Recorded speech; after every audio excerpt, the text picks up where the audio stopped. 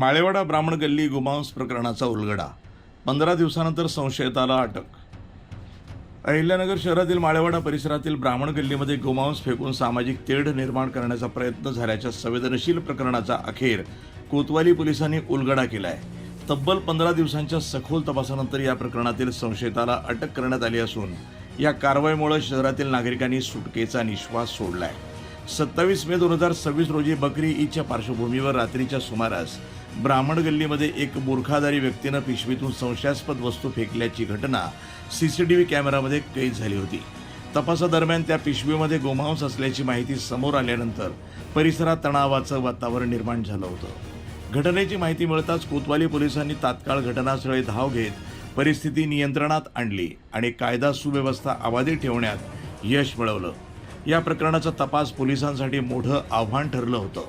CCTV फुटेजमध्ये संबंधित व्यक्ती बुरखा परिधान केलेली असल्यानं ती महिला आहे की पुरुष याबाबत अनेक तर्कवितर्क लावले जात होते. तसंच या घटनेमागे कोणतेही मोठे कट कारस्थान आहे का याचीही चर्चा शहरभर रंगली होती. विशेष म्हणजे मुस्लिम समाजातील नागरिकांनीही या प्रकाराचा निषेध करत दोषी व्यक्तींचा शोध घेऊन कठोर कारवाई करण्याची मागणी केली होती. समाजात द्वेष आणि तेढ निर्माण करणाऱ्या अशा प्रवृत्तींना कोणत्याही धर्माचा पाठिंबा नसल्याचं मत अनेकांनी व्यक्त केलं होतं. अखेर कोतवाली पोलिसांनी तांत्रिक पुरावे, सीसीटीव्ही फुटेज आणि विविध तपासाच्या माध्यमातून संशयिताचा शोध घेत त्याला अटक केली. याबाबत अधिक माहिती देताना पोलीस निरीक्षक संभाजी गायकवाड यांनी तपास पथकाच्या प्रयत्नांची माहिती दिली. समाजात तेढ निर्माण करण्याचा प्रयत्न करणाऱ्या विरुद्ध कठोर कारवाई केली जाईल असा इशाराही त्यांनी दिलाय. दरम्यान या कृत्यामागील नेमका उद्देश काय होता याचा पुढील तपास सुरू असून नागरिकांनी अफवांवर विश्वास न ठेवता केवळ अधिकृत माहितीवरच भरोसा ठेवावा असं आवाहन प्रशासनाकडून करण्यात आलंय. वृत्तसंपादन विभाग, न्यूज टुडे 24, अहिल्यानगर.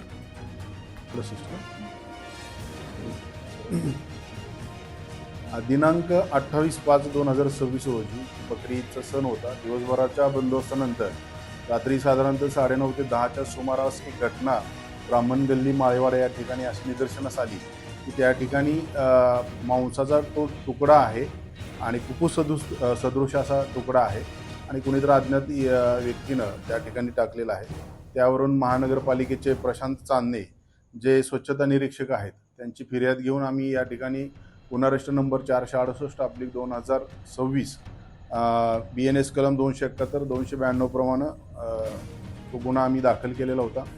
आणि साहजिकच तो तुकडा त्या ठिकाणी का टाकला यावरून बराचसा खल मीडियामध्ये पण झालेला होता आणि या गोष्टीचं गांभीर्य लक्षात घेऊन त्या दिवसापासून आम्ही आमच्या पोलिसांची विशेषतः DB पथकाची वेगवेगळी पथकं तयार करून सातत्यानं शोध घेत होतो. त्याच्यामध्ये एक सुरुवातीला फुटेज प्राप्त झालं. त्या फुटेजमध्ये कुणीतर बुरखाधारी एक व्यक्ती आहे आणि ती त्या ठिकाणी तिच्या त्या पर्समधून किंवा काकेला असलेल्या बॅगमधून तिथं ती मांसाचा तुकडा टाकते असं दिसून येत होतं. त्यामुळं पोलिसांसमोरचं चॅलेंज वाढलेलं होतं की ती बुरखाधारी जी व्यक्ती आहे ती महिला आहे की पुरुष आहे आणि मग असेल तर ते कोण आहे आणि त्या पाठीमागचा उद्देश काय. साधारणतः हा मागच्या 12 ते 13 दिवस सातत्यानं आम्ही तपास करत होतो. आमची पथकं रस्त्याला दिसेल ते CCTV फुटेज आणि इतर तांत्रिक विश्लेषण त्या ठिकाणी करत होती. 150पेक्षा जास्त CCTV फुटेज आम्ही त्या ठिकाणी परीक्षण केलं आणि आमच्या असं लक्षात आलं की आजच्या रोजी हा गुन्हा डिटेक्ट केलेला आहे. याच्यामध्ये एक आरोपी निष्पन्न झालेला आहे. ती महिला आरोपी आहे. तिचं नाव स्वाती विक्रम भोसले, वय 39 वर्षाची ही महिला आहे आणि ही नगर तालुका भागामध्ये राहणारी कामरगावची आहे. त्या दिवशी तिच्याकडं ती का आली या बाबतीत आम्ही अधिक चौकशी केली तर तिनं सांगितलं की ती भीक मागून तिच्या मुलांचं, तिला 3 मुलं आहेत, त्याचा उदरनिर्वाह करते.